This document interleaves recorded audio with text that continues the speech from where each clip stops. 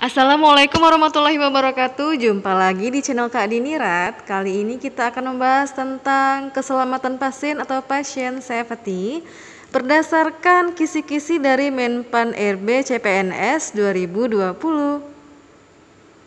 Stay tune ya. Hai kamu.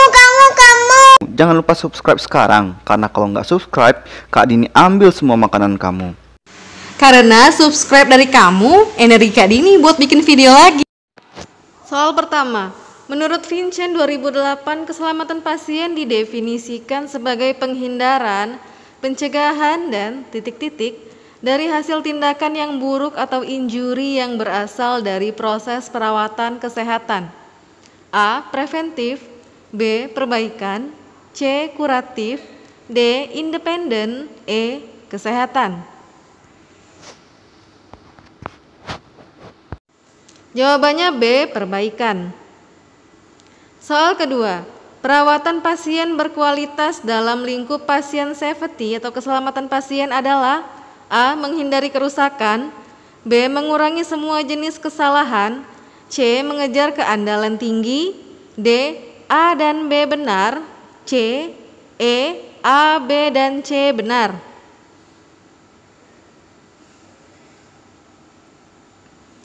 Jawabannya E, A, B, dan C benar.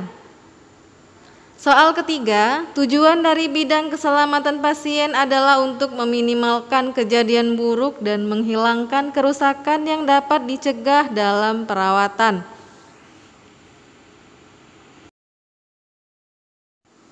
Empat, di bawah ini yang termasuk jenis insiden keselamatan pasien yang terkait dengan proses perawatan dan jenis kejadian umum yang dilaporkan berkisar antara 70% sampai 90%, yaitu kecuali A.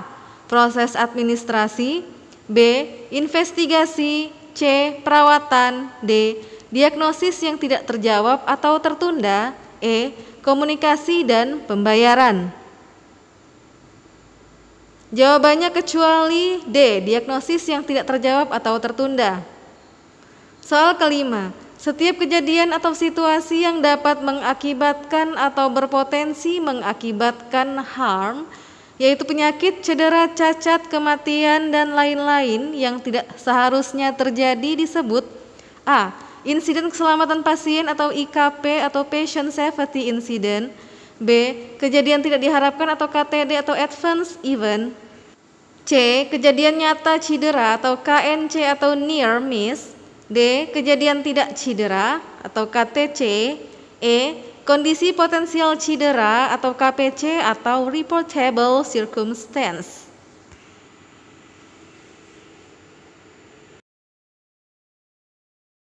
Jawabannya A. Insiden keselamatan pasien atau IKP atau Patient Safety Incident. Keenam, kejadian tidak diharapkan atau KTD atau Adverse Event adalah suatu kejadian yang mengakibatkan cedera yang tidak diharapkan pada pasien karena suatu tindakan atau commission atau karena tidak bertindak atau omission, bukan karena underlying disease atau kondisi pasien.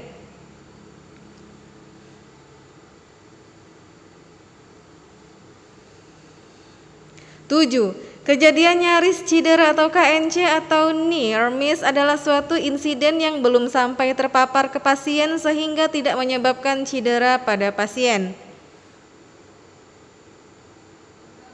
8. Kejadian tidak dicedera atau KTC adalah insiden yang sudah terpapar ke pasien tetapi tidak menimbulkan cedera, dapat terjadi karena keberuntungan atau misal pasien terima suatu obat kontraindikasi tetapi tidak timbul reaksi obat, atau peringanan atau suatu obat dengan reaksi alergi diberikan diketahui secara dini lalu diberikan antidotumnya.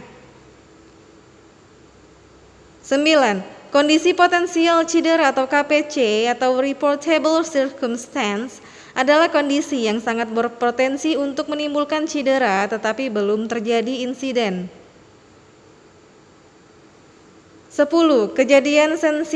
Kejadian sentinel atau sentinel event yaitu suatu KTD yang mengakibatkan kematian atau cedera yang diharapkan atau tidak dapat diterima seperti operasi pada bagian tubuh, Yang salah, pemilihan kata sentinel terkait dengan keseriusan cedera yang terjadi.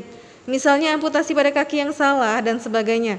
Sehingga pencarian fakta terhadap kejadian ini mengungkapkan adanya masalah yang serius pada kebijakan dan prosedur yang berlaku.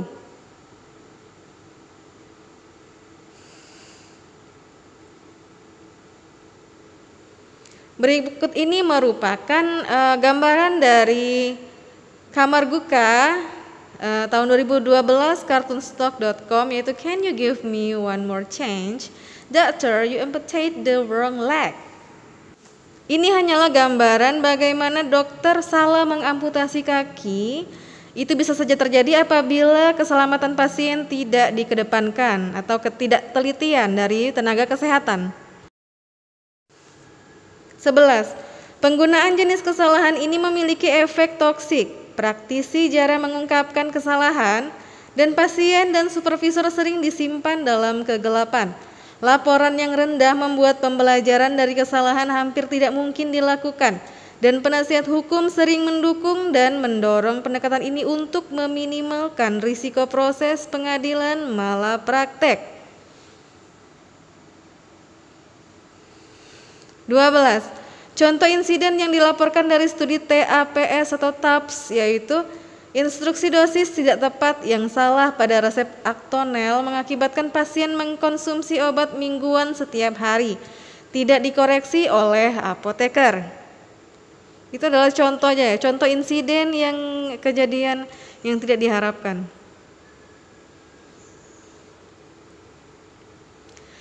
Contoh insiden lainnya adalah seperti pneumotoraks iatrogenik akibat pemberian injeksi nyeri yang tidak tepat untuk fibromialgia. Seperti juga komponen urin abnormal terjadi pada penderita yang salah dengan nama yang sama, diobati salah pasiennya yang berada di panti jompo, plus mengalami keterlambatan dalam merawat pasien asli yang memiliki hasil abnormal. 14.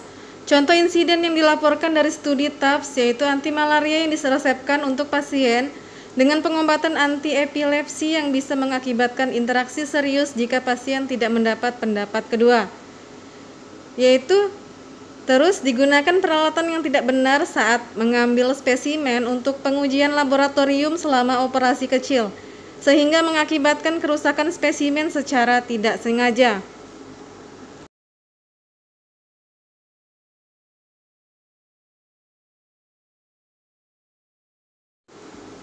15. Contoh insiden yang dilaporkan dari studi TAPS yang lain adalah pasien yang salah menanggapi panggilan di ruang tunggu, catatan dimasukkan ke file pasien yang lain. Jadi miss pasien.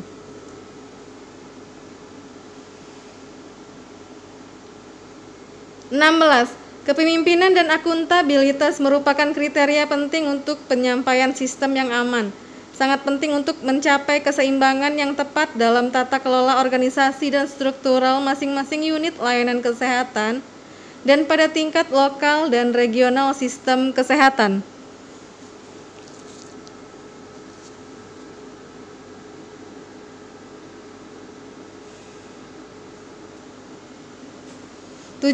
Masalah budaya terkadang diidentifikasi sebagai penghalang bagi perubahan sistem di seluruh dunia. Dilihat secara negatif, isu-isu budaya ini mengacu pada sikap dan perilaku profesional dan organisasi yang tahan terhadap gangguan yang dirasakan dan mewujudkan antipati terhadap perubahan. 18. Budaya keselamatan positif ditandai oleh komunikasi terbuka, saling percaya, persepsi bersama tentang pentingnya keselamatan dan kepercayaan diri terhadap kemanjuran tindakan pencegahan. Upaya yang meningkat diperlukan di Irlandia untuk memperbaiki budaya nasional, profesional, dan organisasional sehingga keselamatan pasien dipahami, dipromosikan, dan didukung di semua tingkat.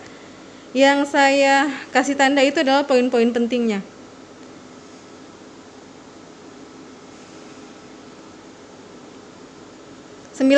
Tujuan dari bidang keselamatan pasien adalah untuk meminimalkan kejadian buruk dan menghilangkan kerusakan yang dapat dicegah dalam perawatan kesehatan. Bergantung pada penggunaan istilah bahaya seseorang, mungkin bercita-cita untuk menghilangkan semua bahaya dalam perawatan kesehatan. Contohnya di radiologi gini ya, misalnya ada pasien COVID 3 orang. Nah, 3 orang itu memiliki foto yang sama, itu torak, tiga-tiganya torak. Nah, oleh karena itu untuk mencegah terjadinya kerusakan atau kesalahan, kita harus tandai orang itu di kasetnya. 20. Komponen pelengkap dari definisi keselamatan pasien menurut Charles Vincent adalah A. Injury, B. Dampak, C. Efek samping, D. Budaya menyalahkan, E. Penyimpangan. Jawabannya A. Injury. 21. TAPS menetapkan insiden keselamatan pasien di mana kejadian yang paling banyak terjadi adalah A. Diagnosis yang tertunda, B. Diagnosis yang tidak terjawab, C. Perlakuan salah, D. Komunikasi, E. Kesalahan dalam pengambilan spesimen.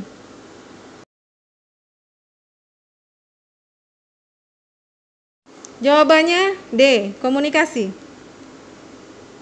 22. Pasien Y mengalami amputasi pada ekstremitas kanannya sebatas patella, tetapi ternyata yang seharusnya diamputasi adalah ekstremitas kirinya.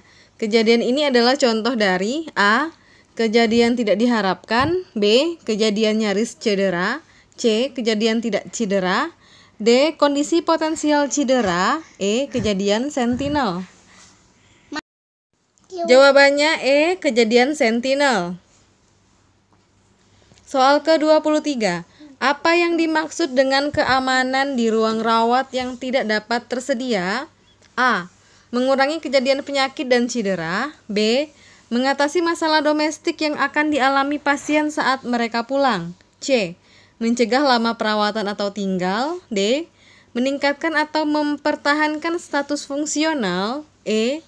Meningkatkan rasa aman klien. Jawabannya B. Mengatasi masalah domestik yang akan dialami pasien saat mereka pulang. Soal ke-24. Manakah yang bukan merupakan contoh kecelakaan yang berhubungan dengan prosedur? A. Jatuh, B. Kesalahan pemberian pengobatan, C. Kesalahan terapi 4, D. Penggunaan perangkat eksternal yang tidak benar, E. Kinerja prosedur yang tidak tepat seperti pemasangan infus, pemasangan NGT, pemasangan kateter Foley.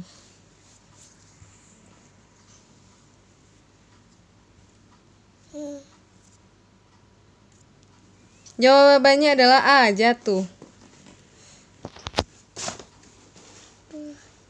Soal ke-25. Vincent 2010 menawarkan model sederhana berikut untuk melihat keselamatan pasien. Ini membagi sistem perawatan kesehatan menjadi 4 domain. Yang pertama, mereka yang bekerja di bidang kesehatan. 2. Mereka yang mendapat perawatan kesehatan atau memiliki saham dalam ketersediaannya. 3. Infrastruktur sistem untuk intervensi terapeutik atau proses pemberian layanan kesehatan. 4. Metode umpan balik dan perbaikan terus-menerus. Dan ini bukan soal ya, ini adalah materi sedikit.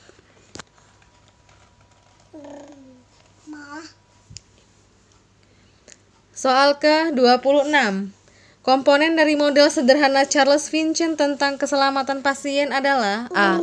Keamanan obat, B. Infrastruktur sistem, C. Identifikasi pasien, D. Timbang terima klinis, E. Identifikasi pasien lagi.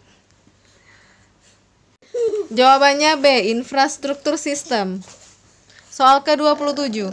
Penerapan pertimbangan keselamatan pasien dalam semua kegiatan pelayanan pasien dapat dilakukan melalui A. Manajemen risiko, B. Tata kelola untuk keselamatan, E. C. Mutu dalam organisasi pelayanan kesehatan, D. Tindakan terapeutik, E. Prosedur pencocokan. Jawabannya A. Manajemen risiko. 28. Para perawat di ruang mawar rumah sakit Delima selalu melakukan prosedur memiringkan pasien untuk pasien yang tirah baring. Hal ini sesuai dengan model ASCQH, yaitu A. Infeksi terkait kesehatan, B. Pencegahan ulkus tekanan, C. Menanggapi kerusakan klinis, D. Keselamatan dari injury, E. Bermitra dengan konsumen. Jawabannya B. Pencegahan ulkus tekanan. Soal ke-29. Manakah dari faktor berikut yang tidak menjadi faktor risiko individu yang dapat mengancam keselamatan pasien? A. Umur. B. Gaya hidup. C. Gangguan mobilitas. D. Gangguan sensorik atau komunikasi. E. Kurangnya kesadaran keselamatan. Jawabannya A. Umur.